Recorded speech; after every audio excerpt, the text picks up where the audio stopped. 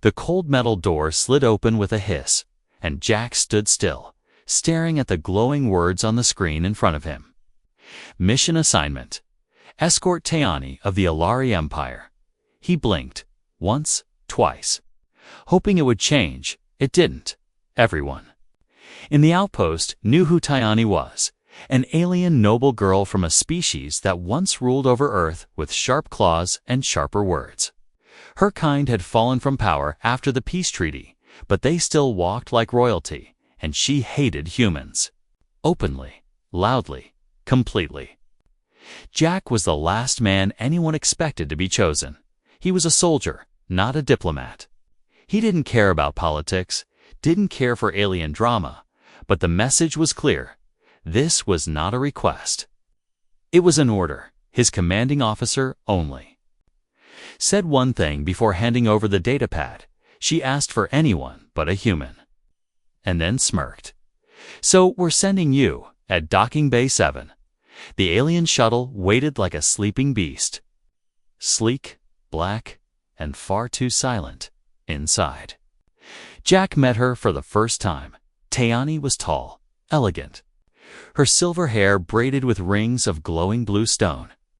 She didn't stand to greet him, didn't even look at him. She sat on her throne-like seat. Arms crossed, chin up, eyes full of ice. "You may speak when spoken to," she said flatly, without turning. Jack raised an eyebrow, but said nothing. The doors closed behind him, sealing his fate. The journey to the summit was supposed to take 3 days. They would pass through neutral space, avoid conflict zones, and stay silent. But silence wasn't easy when you were trapped in a small ship with someone who stared at you like you were dirt. Day 1 passed with tension so thick it could be cut with a knife. Jack tried offering her water, she refused. He tried speaking about the route, she ignored him. She only looked at him once.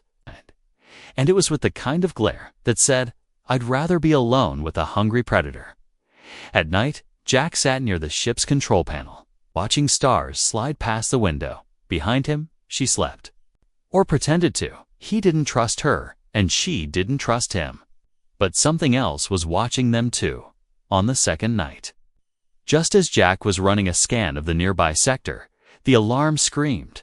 A red flash lit the cockpit, followed by a loud thunk on the side of the ship. Jack jumped up, grabbed his pulse rifle, and turned toward the door to her room. Before he reached it, it slid open on its own.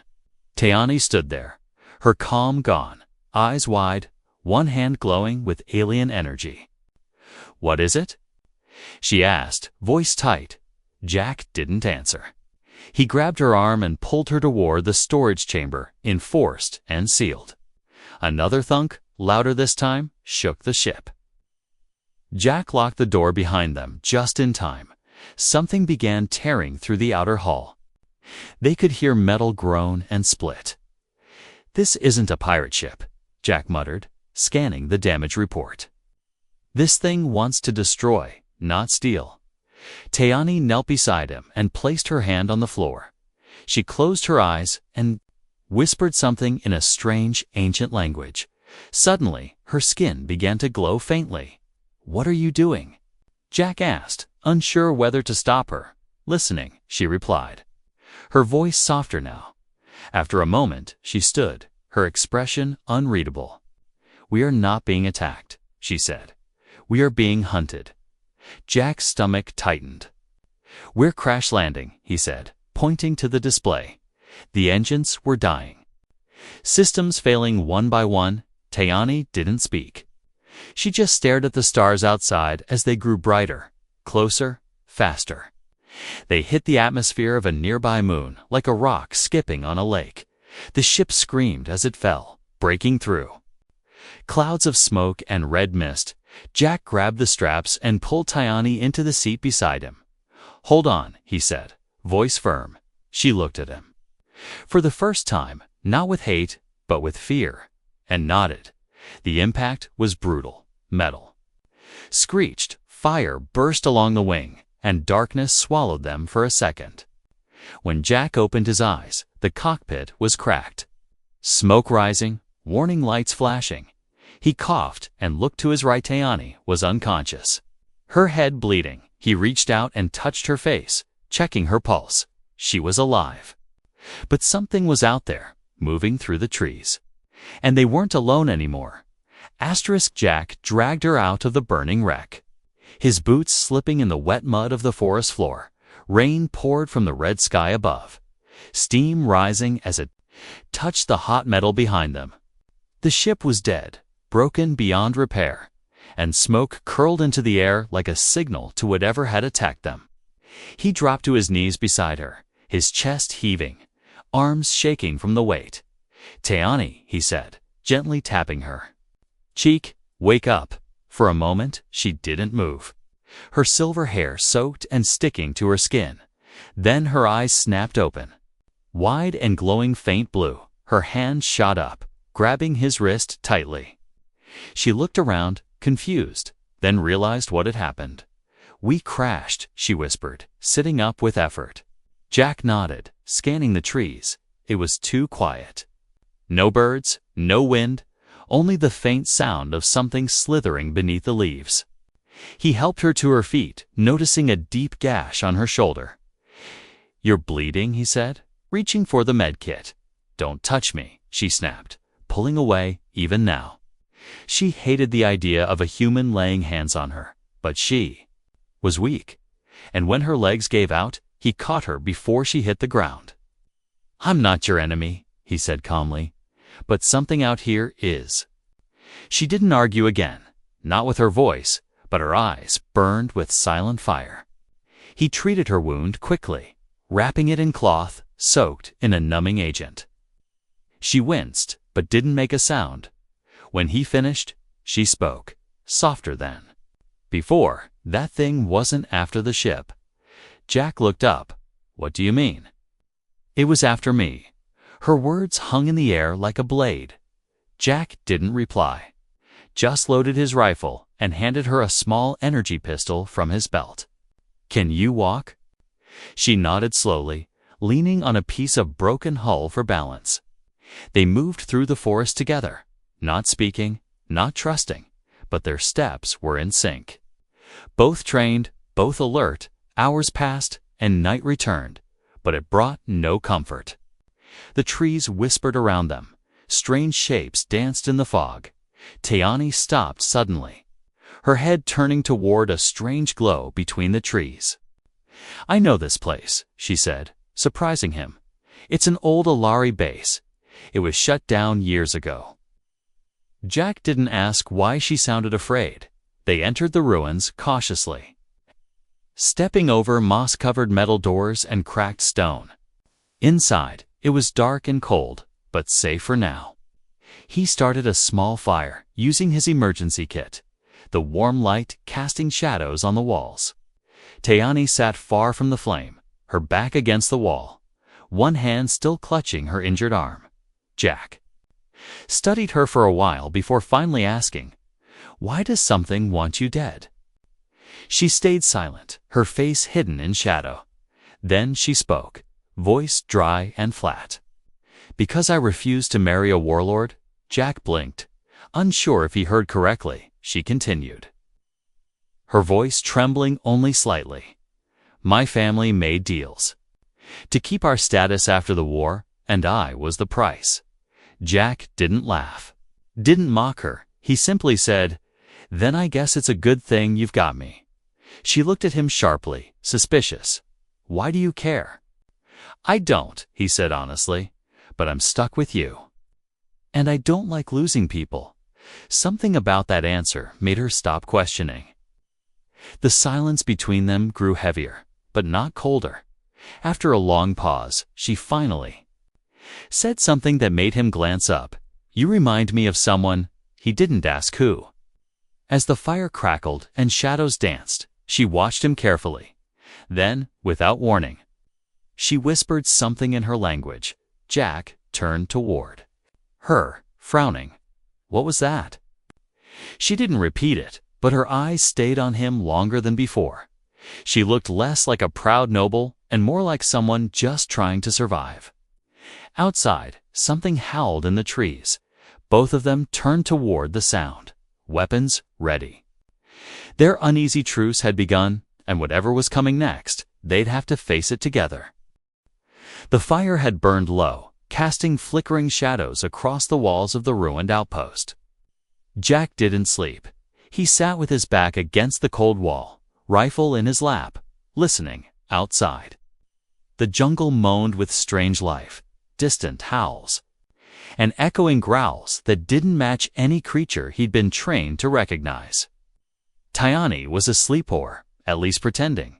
She lay on the other side of the room. Her arms curled tight around her knees, the proud, angry alien girl who once refused to even look at him now seemed small. He didn't know what changed, and he didn't ask. At dawn, they moved again, pushing through thick vines and alien trees dripping with blue sap. They didn't speak, but they didn't need to. Jack noticed she stopped limping, though. Her steps remained cautious. There was a shift in the way she glanced at him. Not with hate, not with warmth either, but something new, curiosity. By midday, they found an abandoned satellite dish tower, half buried in dirt and vines. Jack grinned as he brushed the moss from the panel. If this still works, we can call for evac. Tayani didn't smile, but she moved beside him and placed her glowing hand on the console. Symbols lit up, old and half-flickering. It was working. But barely. Then Jack saw something strange on the screen. A file. Locked and hidden under layers of old encryption. His name was on it, and hers too. His finger hovered over the open command. "Don't," she said suddenly, her voice sharp and urgent. He turned to her, surprised. "What is this?" "It's nothing," she said too quickly. "Delete it." He didn't move. His gut told him this wasn't nothing. "What are you hiding from me, Tayani?"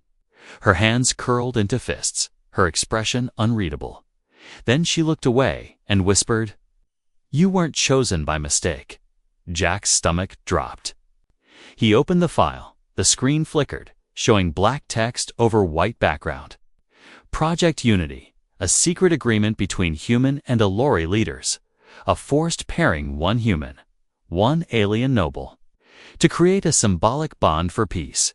That bond was him and her. He stared at the screen, silent. Tayani didn't look at him. "I found out before they could tell me," she said quietly, "and I hated it. You hated me before you even met me." Jack muttered, not sure whether to laugh or scream. She turned to him now, her voice shaking. "It wasn't about you," she said. "It was about them deciding my life." Jack stepped back from the console, breathing hard. So this whole mission, the crash, the attack, all of it was just politics? "No," she said, her eyes sharp now. "The attack was real. They didn't plan that. Someone wants me dead for real." They both stood in silence, the satellite dish buzzing softly. Jack finally spoke, voice calm again. "Whatever the reason, we're here now, and you still want to help me?" She asked, like she didn't believe it. "I didn't sign up for this bonding thing," Kay said. "But I don't leave people behind, even the ones who hate me."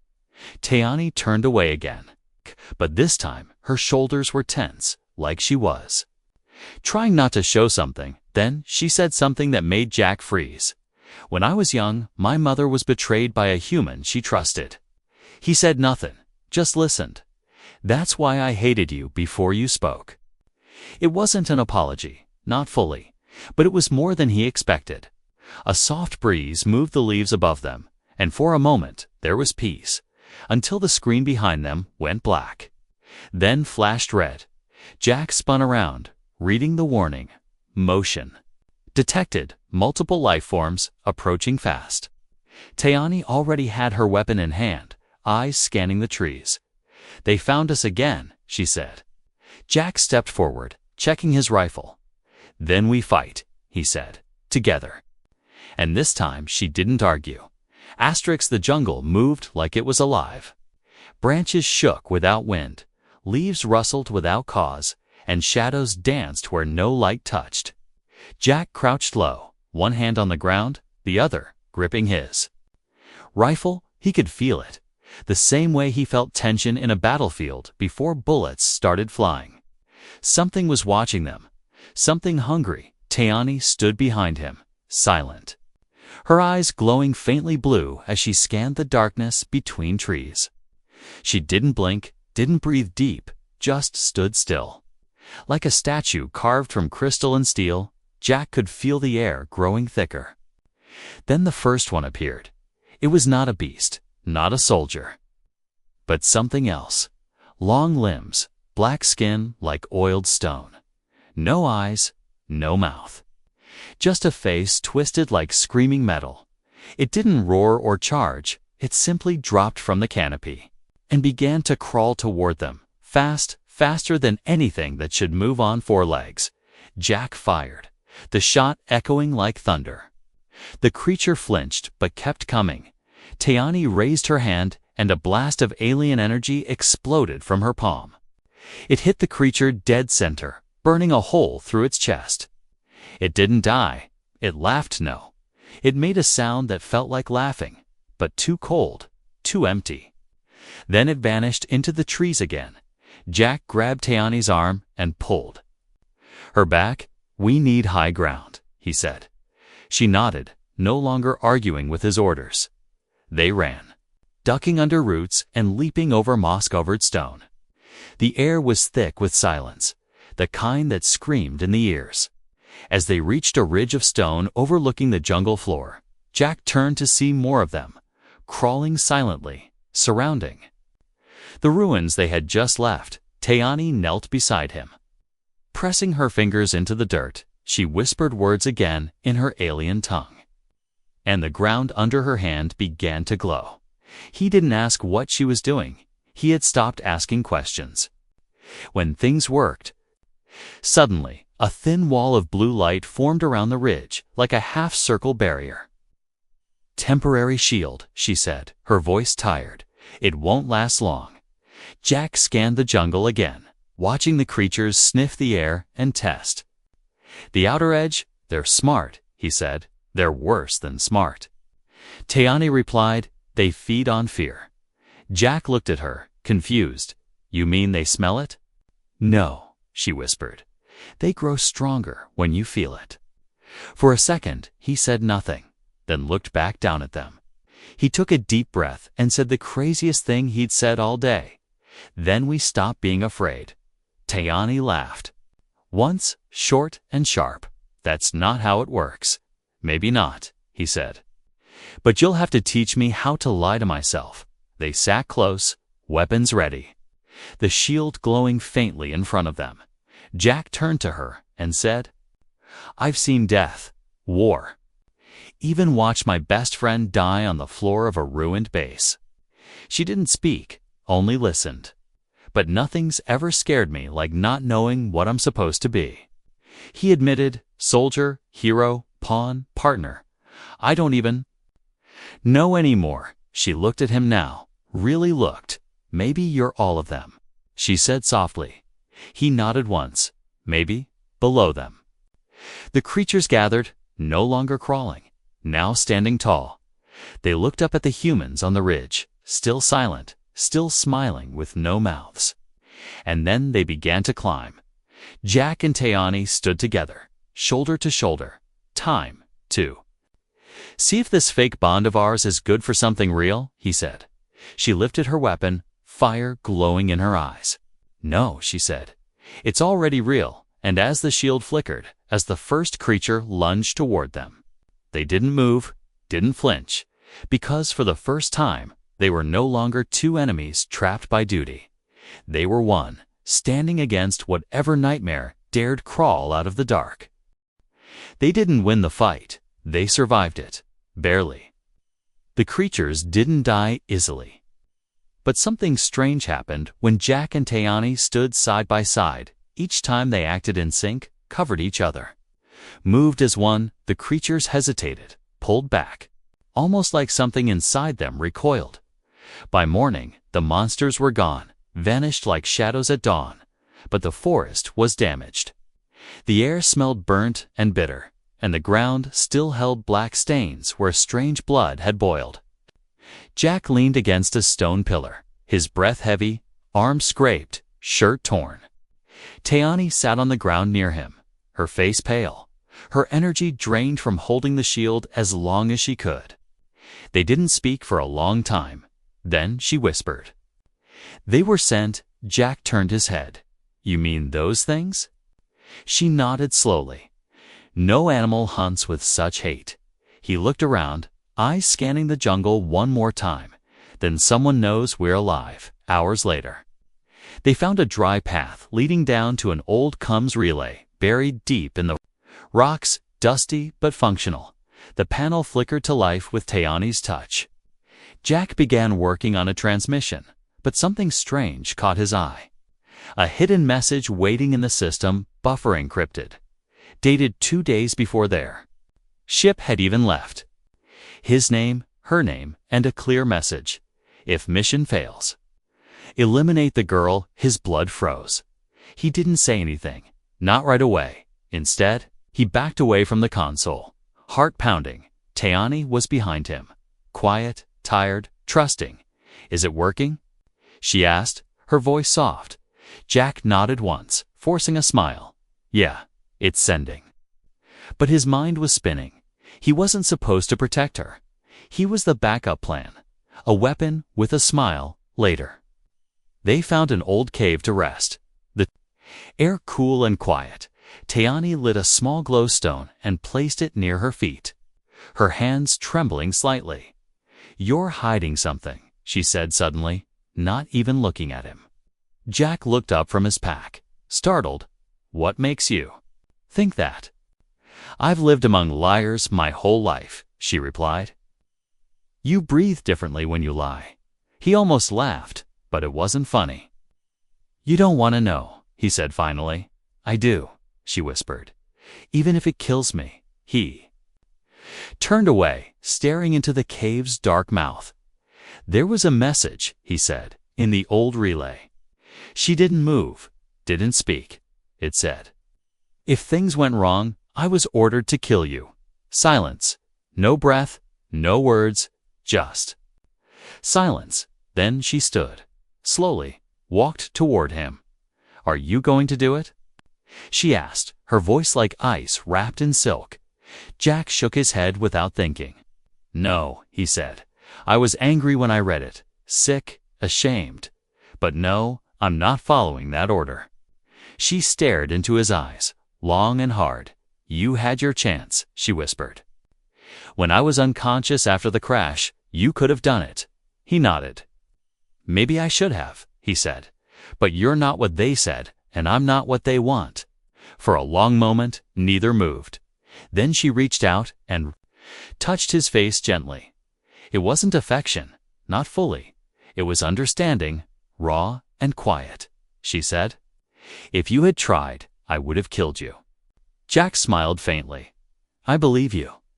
Then she added, "But I'm glad you didn't." That night, they didn't sleep far apart, not touching, but not cold. The cave walls no longer felt like a prison, and the fire between them burned. Without flame outside, miles away, a ship landed in silence, black armor, no markings, weapons drawn. The real mission had begun, and this time, neither of them was safe. The sky was burning red when they heard the engines. It wasn't thunder. It was deeper, heavier. Like the growl of a beast made of steel, Jack and Teani stood at the mouth of the cave, staring at the black shapes descending in the distance. 3 ships, no insignias, no lights, not rescue, not friendly. "They found us," she said. "Not afraid anymore, just tired." Jack checked his rifle, checked it again. Fingers tight, eyes scanning for cover. "We move now," he said. Teani didn't argue. They ran through the trees, slipping through branches. And ducking low, the jungle felt different this time. Like it was holding its breath. No creatures moved, no birds called. Only the sound of boots behind them. Quiet boots, professional boots, not soldiers, hunters. They reached a narrow cliffside path, sharp rocks below. No space for mistakes. Jack turned around and saw dark figures moving between the trees. "Go," he said, pushing Teani forward. "I'll hold them." "No," she snapped, grabbing his wrist. "We stay together. There's no time to argue." He growled, then "Shut up and move," she said. They climbed higher, rocks scraping their hands, blood trailing behind them. Teani slipped once, but Jack caught her, didn't even think, just grabbed her waist and pulled her up. When they reached the top, they found an old Elari shrine, round, broken, filled with carvings and cracked glass.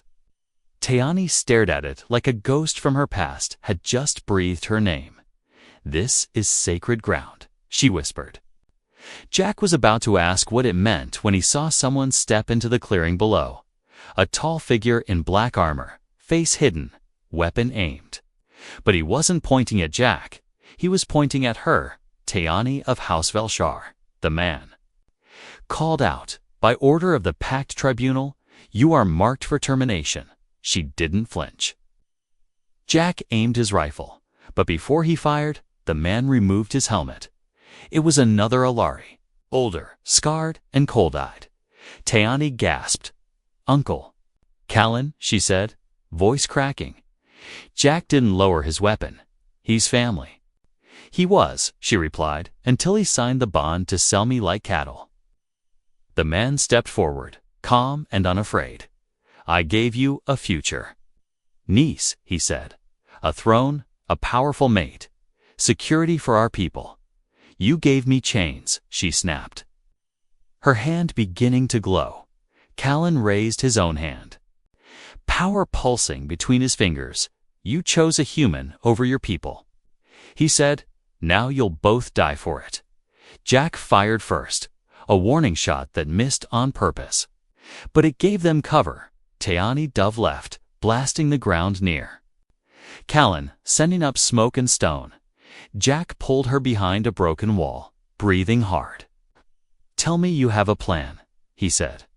Teani's eyes were blazing. "Not with fear, but fury, we fight," she said. "Or we die with names worth remembering." They stepped out together, side by side, not just partners now. She whispered something in her native tongue, a word that echoed like thunder through the broken stones. Callan paused. His men looked confused. Then the wind shifted, the light changed, and something ancient woke in the shrine's stone. Blue energy spiraled from the carvings, lighting up the ruins. Teani stood in the center of it, her body glowing. Like starlight, Jack shielded his eyes, then stepped into the light with her. Whatever she had summoned, it wasn't meant for one. It needed to. The shrine exploded with light. The hunter screamed. Callan vanished in the flash. When silence returned, the jungle was empty. Only the wind moved now, gentle and clean. Jack dropped to one knee. Coughing, Teani fell beside him, grabbing his hand tightly. She didn't say thank you. She didn't need to. Her hand said enough. And for the first time, Jack didn't feel like a weapon. He felt like someone who mattered. The sun rose slow and golden over the broken jungle. Smoke curled gently from the trees, the ruins silent beneath a new light. Jack sat beside the edge of the old shrine, his arm bandaged, his body aching. Teani stood just a few feet away, her face turned toward the sky. She hadn't spoken in hours, not since the energy blast faded, not since Callan and his soldiers disappeared like dust in the wind. Jack watched her quietly. Something had changed in her. Not just her power. It's not just the glow in her skin, but something deeper. She wasn't the same girl who hated him from behind a throne of pride. "Do you feel it?" she said at last, her voice soft. He looked up, confused. "Feel what?" "The bond," she whispered, placing a hand over her chest. Jack didn't answer right away, but his silence said more than words could. She turned to him, her eyes shimmering not with light, but with something more human than he thought. "She could hold. They'll come again," he said, after a moment, "maybe in ships." "Maybe with words this time," she nodded. They'll see me as a traitor and me as a mistake, he added. Smiling without humor, a faint sound buzzed through the air. Low, pulsing on incoming signal, Jack reached for his communicator, expecting another threat, another demand, but the voice that answered wasn't hostile. "This is Summit Command," said a calm voice. "We received your emergency code. Please confirm identity." Tayani stepped forward, took the device from Jack's hand. "This is Tayani of House Valshar," she said clearly, her voice stronger than ever. "I am alive, and I am choosing my own path." The line went silent for a second, too long. Then the voice replied, "Understood." Jack raised his eyebrows. Surprised, Tayani handed him back the device and said, "They knew I'd survive." "They just didn't think I'd survive with you." He laughed quietly. "Guess we ruined someone's plan." They spent the day building a signal beacon on the shrine's roof, using what was left of the old tech and Jack's military gear. They worked like they'd done it 100 times. No words wasted, no glances needed. By evening, the beacon lit the sky like a second sun, pulsing with a call only the brave would answer. Later, as stars filled the sky, they sat on the high stones. Side by side, Tayani broke the silence. "There's a law in my culture," she said. "If two souls survive death together, they are seen as bonded beyond the flesh." Jack looked at her, really looked at her, and what do you think? She smiled slowly. "I think I'm tired of fighting it." He didn't say anything. He simply reached for her hand, and this time she didn't pull away. Above them, the sky shimmered with lights. A ship approached, sleek and silver, not with weapons but with respect. The galaxy had changed. Not with fire, not with war, but with two people who were never supposed to trust each other. They stood as the ship lowered, as the future came to greet them. No longer soldier and cargo, no longer enemies, just two survivors who chose each other when no one else did. And from that moment on, their names would be written in the history of two worlds, not as tools, not as traitors, but as proof that destiny can be rewritten together.